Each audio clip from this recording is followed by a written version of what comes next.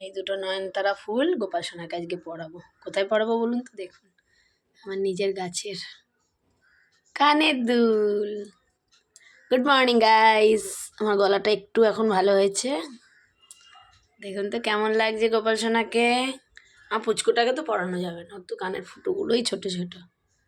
কেমন লাগছে একটু কমেন্টে জানাবেন গোপাল সোনাকে।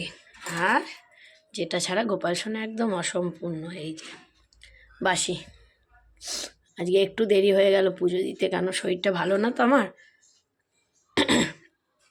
প্রত্যেক ঘরে ঘরেই শরীর খারাপ, ওয়েদার চেঞ্জের জন্য। স্নান কমপ্লিট, সাজুগুজু কমপ্লিট।